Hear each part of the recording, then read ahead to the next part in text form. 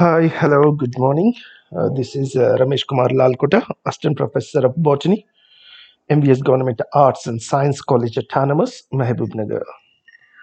Yeah, today we will discuss Enzyme Part 2. Yesterday we saw Enzymes Part 1, in which we discussed what are enzymes, the brief history of how they are discovered, and distribution of enzymes, that is intracellular and extracellular enzymes, then structure of enzymes, that is simple enzymes and conjugated enzymes. We said that simple enzymes have only protein part, that is apoenzyme, and conjugated enzyme has apoenzyme, that is protein part plus non-protein part, that is prosthetic group, and apoenzyme plus prosthetic group together constitute a holo enzyme. Again, this prosthetic group, it is of two types. It may be inorganic. If it is inorganic, then it is called as cofactor. Example, magnesium, manganese, ferrous, ferric, and zinc ions. And these are attached firmly, cannot be separated through dialysis. And the next one is organic prosthetic group, is called coenzyme. Examples are NAD, NADP, TPP, and FAD. Yesterday itself we discussed that nicotinamide adenine dinucleotide is the prosthetic group for many of the hydrogenases. NADP2 is the prosthetic group for hydrogenases. Okay, so these can be separated easily by dialysis. And also we saw the properties of enzymes. We said that all the enzymes are chemically proteins, but all proteins are not enzymes. Physically, they are colloids. They are soluble in water. They are heat sensitive, then sensitive to pH, capable of causing reversible reactions, required in extremely small concentrations, and each enzyme has a specific turnover number, among which carboxylic anhydrase has the greatest of all the enzymes turnover number. Then we also saw that they are amphoteric in nature. That means uh, they can react with acids as well as alkalis, that is cations and anions. And enzyme activity can be inhibited by cyanides, sulfides, etc. And they are substrate specific, that is a group specificity and a stereo specificity. We already discussed all these things. Okay, then we saw nomenclature named after substrate on which it acts, that is lipids, lipases. The enzyme which acts on urease which acts on maltose. In the same way, named after the reaction, the reaction they catalyze, that is, if they catalyze oxidation reactions, they are called oxidases, reaction reductases.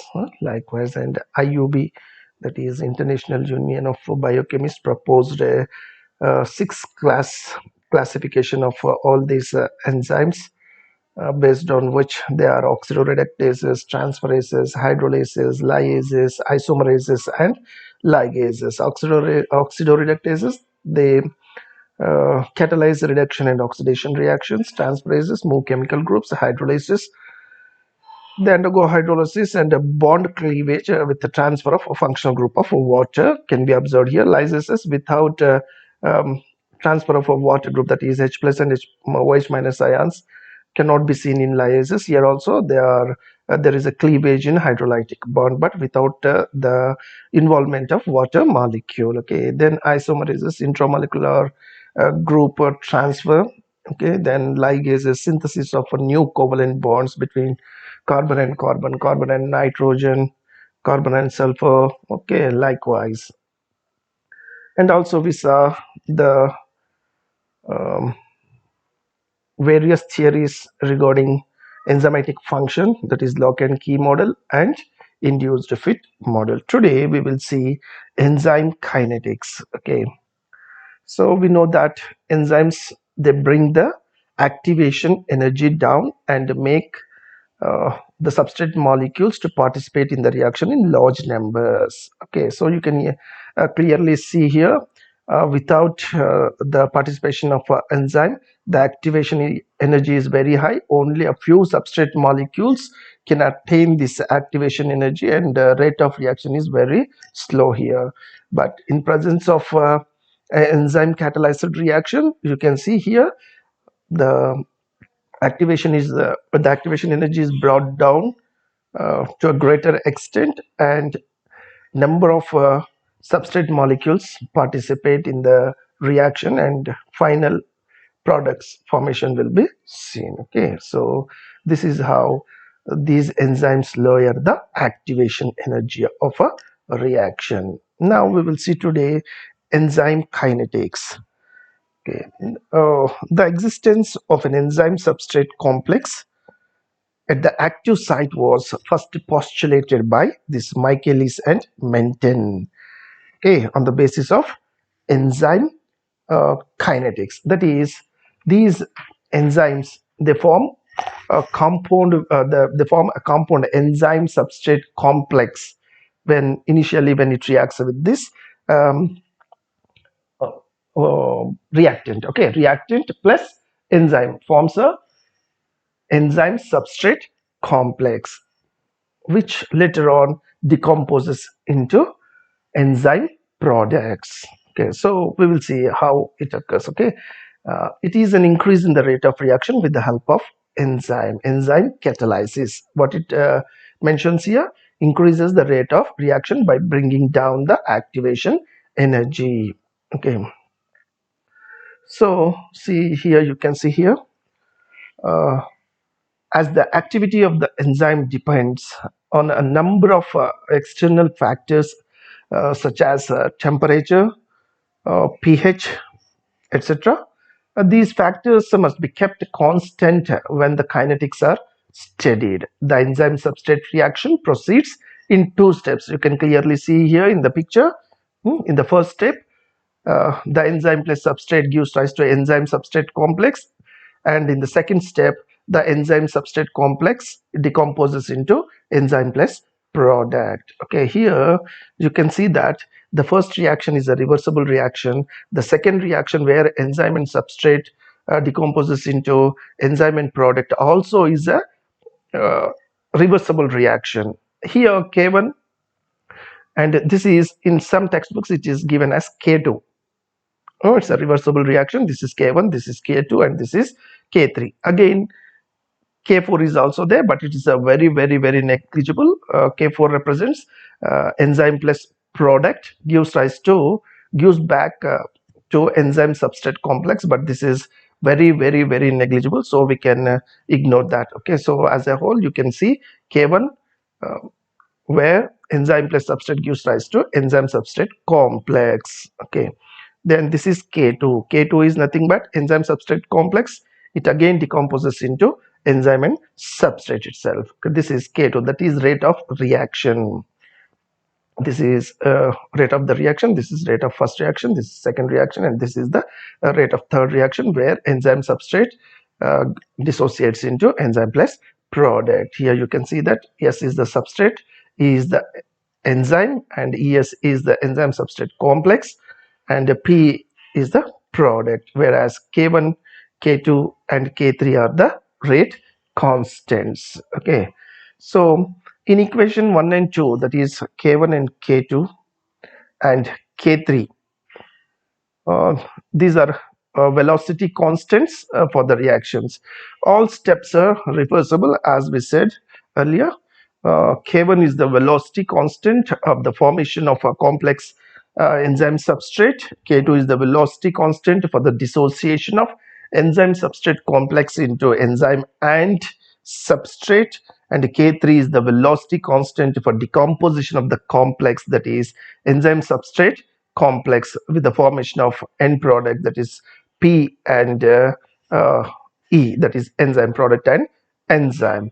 And K4 is the velocity constant for a recombination of enzyme and product into enzyme and substrate, which is very slow, and it can be ignored because it is very negligible. Okay, So this is Michaelis Menten model. According to Michaelis Menten, what he said, enzyme reacts with substrate to form enzyme substrate complex as an intermediate product, which later on dissociates into enzyme and product, where enzyme doesn't undergo any changes.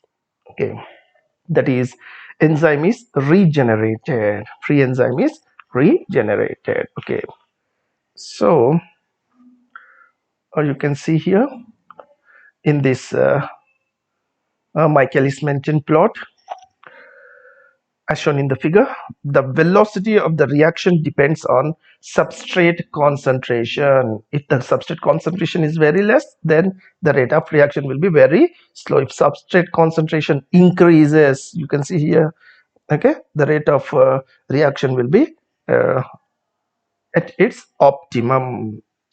Okay, so at low concentration, the initial velocity of the reaction is a hyperbola. At low concentration, the initial velocity is a hyperbola. However, if the substrate increases, the substrate concentration increases, then the reaction saturates. That is, it reaches to its optimum rate. Okay,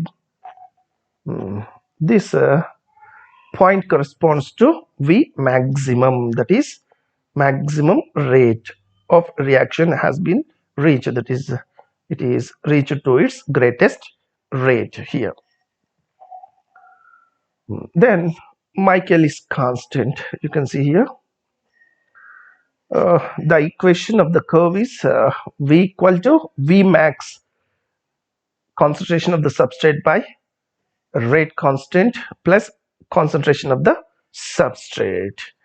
It is an equation which describes how reaction velocity varies with the substrate concentration.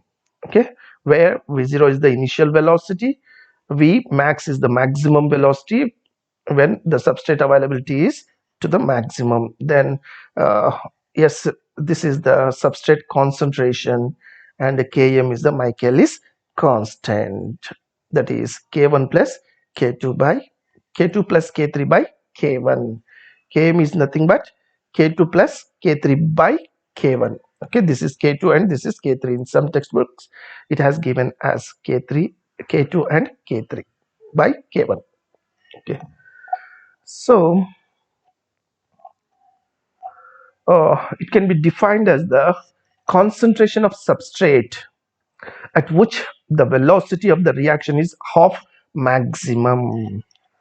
The velocity of the reaction is half maximum. See, you can see here half maximum, the concentration of the substrate when the velocity of the reaction is half maximum. Okay, that is a Michaelis constant. In other words, it is also described as it is the concentration of substrate at which half of the enzyme molecules are forming enzyme substrate complex, where Km, that is Michaelis constant, can be determined by plotting the velocity of reaction against the substrate. See, this is the substrate here, this is the velocity, that is rate of reaction. By plotting a graph between substrate concentration and rate of reaction, you can see here where it reaches maximum, half the maximum velocity, there the concentration of enzyme and substrate complex is regarded as the Michaelis Menten constant. Okay, so while Km can be determined by plotting the velocity of reaction against the substrate concentration, it is much easier to determine by plotting 1 by V against 1 by substrate concentration, where V is the initial velocity, and this relationship gives a straight line. Okay, uh,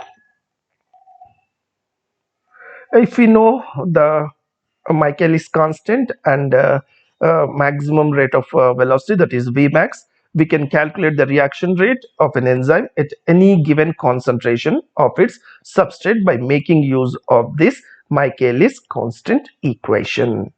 So what is the significance of Michaelis constant, that is Km? Km values of different enzymes is highly variable, and Km helps in determining the actual number of active sites present on an enzyme molecule. It determines the affinity of an enzyme for the substrate. High Km indicates a weak binding of the enzyme to the substrate, and the low Km indicates greater affinity for its substrate. So this is about the Michaelis constant. Now we will see uh, the factors affecting enzymic activity. What are the different factors that affect the enzyme activity? So temperature, hydrogen ion concentration, and substrate concentration are the various factors which affect the enzyme activity. The first one is temperature. So you can see here at 0 degrees centigrade, no reaction takes place. The rate of reaction is very slow, and at 35 to 40 degrees centigrade, it reaches its maximum, and at 60 degrees centigrade, again, the curve touches the bottom. That means the reaction rate of reaction is 0. The rate of reaction at 60 degrees centigrade is 0. Okay, temperature influences the kinetics of enzyme reaction. The rate of enzyme activity increases 2 times for every 10 degrees centigrade.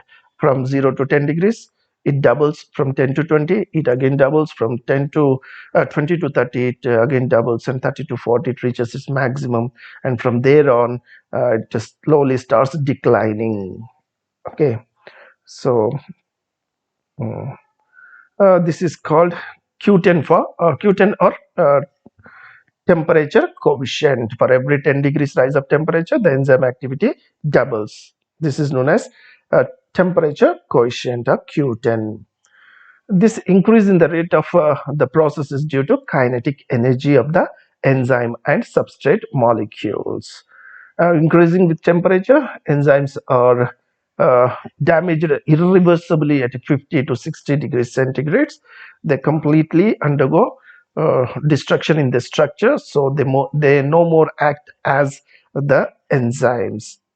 Okay, so this damage will be irreversible at 50 to 60 degrees centigrade, which we call as denaturing of enzymes. Okay, the enzyme stops its activity at 0 degrees centigrade, that is, they are inactive at 0 degrees centigrade, and the optimum temperature will be uh, 30 to 40 degrees centigrade. Okay, this is how the temperature uh, affects the rate of reaction. The next one is substrate concentration. So the enzyme molecules uh, is much larger than the substrate molecule. It has number of active sites over it. Okay, so it is larger than the substrate molecule and has several active sites on the surface. If the substrate molecules are few, then the chances of their getting into the active sites are limited. So more the number, more chances of getting into active sites. So the enzyme is not at work at its maximum capacity. Therefore, enzyme activity increases with increase in the concentration of the substrate. Further, increase in the substrate will have no effect because it becomes a limiting factor. You can see here, once it reaches its maximum, the curve will be flat. Even if you increase the concentration of the substrate also, the enzyme becomes the limiting factor. The active sites, available active sites become limiting factor for the reaction to enhance. Okay, so this is how this is the curve for substrate concentration. uh, Two types of graphs are obtained when substrate concentration and enzyme activity are plotted. Straight line or Michaelis type of curve is obtained in the case of enzymes made up of one unit. This is Michaelis constant. This is a straight line, and a curve is obtained in case of enzymes uh, That is, in case of allosteric enzymes, a sigmoidal type of curve is obtained. The next one is the effect of pH. Uh, Function efficiently at a particular pH, which is called optimum pH for that enzyme. That is, every enzyme acts at a particular pH. Any change towards acidic or alkaline side results in lowering its activity. Okay, there are certain enzymes whose activity lies in acid range. For example, pepsin acts at 2 pH, but some enzymes work in alkaline range, that is 8.5 to 10. Example, alkaline phosphatase. Here pepsin acts in a strong acidic medium, that is when the pH is 2, and alkaline phosphatase acts at 8.5 to 10. Then one more factor which affects this enzyme activity is enzyme concentration. When the substrate concentration is high, all the active sites of the enzymes are occupied. So there will be a constant rate of reaction. If the enzyme concentration is increased, then the active sites will be more. So the rate of reaction increases again. But if the enzyme concentration is further increased beyond a point, the rate of the process remains constant, because the substrate will become the limiting factor.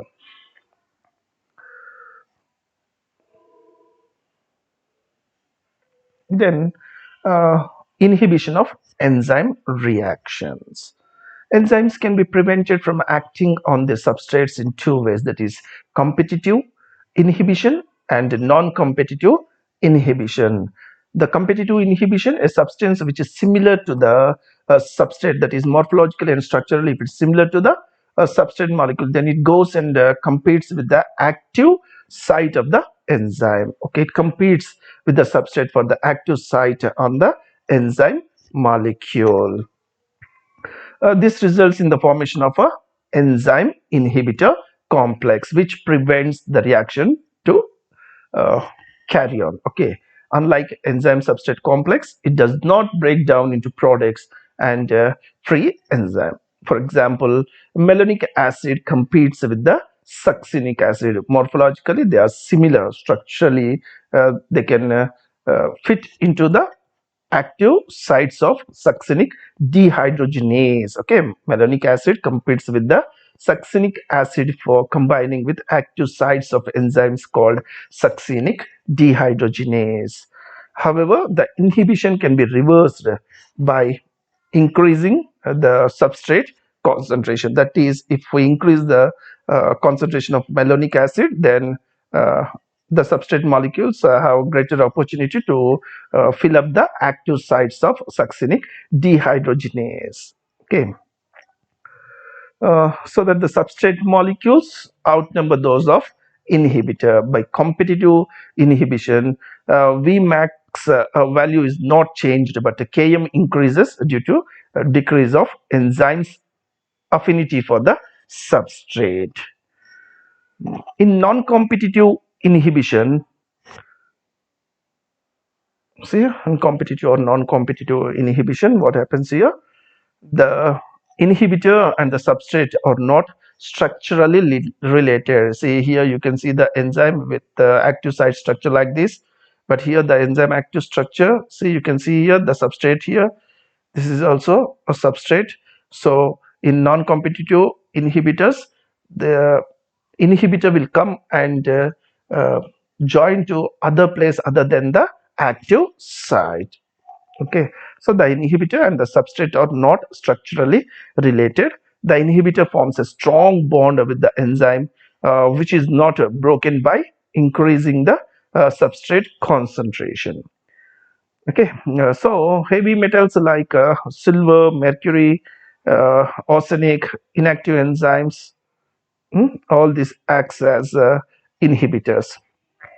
And compounds like iodoacetic acid block the SH groups of some enzymes and inactivate them. Okay, cyanides and hydrogen sulfide inactivate enzyme tyrosinase and cytochrome oxidase. High concentration of heavy metals produces denaturation of protein competent of the enzyme, but a low concentration inhibits sulfhydryl groups.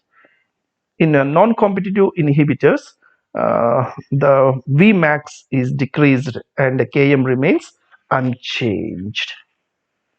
Okay, and the last one is the allosteric enzymes. What are allosteric enzymes? Some compounds slow down enzyme catalytic reaction. These act as an enzyme.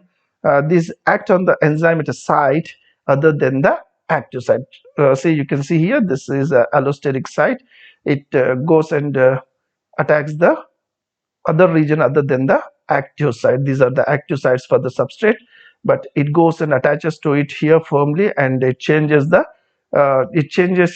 structure of the enzyme. Conformational changes will be observed in the structure of the enzyme. Okay, so these act on the enzyme at a site other than the active site. These compounds are not structurally related to the substrate. For example, when a series of reactions is catalyzed by a number of enzymes working in a sequence. An accumulation of a final end product may retard the first enzyme's activity. It initiates the active center. Thus, the final product of a reaction sequence acts as a controlling device which prevents excessive formation of a final product.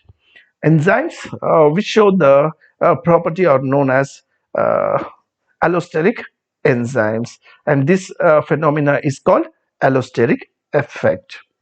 Example for this allosteric enzyme is aspartate carbamylase, which is involved in the synthesis of cyanide triphosphate in E. coli. Okay. So this is about the allosteric enzymes, and here ends the topic. And one more topic, we can mention the differences between enzymes and hormones. All the enzymes are proteins, and the hormones may be polypeptides, terpenoids, steroids, phenolic compounds, or amines. Enzymes are proteins, but hormones may be polypeptides, they may be terpenoids, they may be steroids, they may be phenolic compounds, or amines. Okay, then in enzymes, mostly the enzymes perform reaction at the place of origin, that is the cells where they are produced, but hormones perform activity at some distance away from the place of origin. And in enzymes are not translocated from one part to another part of the cell or plant part, whereas hormones are first synthesized in one part and then they are translocated to another part where they perform their activity. And enzymes are biological catalysts. Hormones are not the catalysts. Enzymes catalyze the biological reactions. These hormones simply initiate biochemical reactions. So this is all about our topic, enzymes. Okay, thank you very much.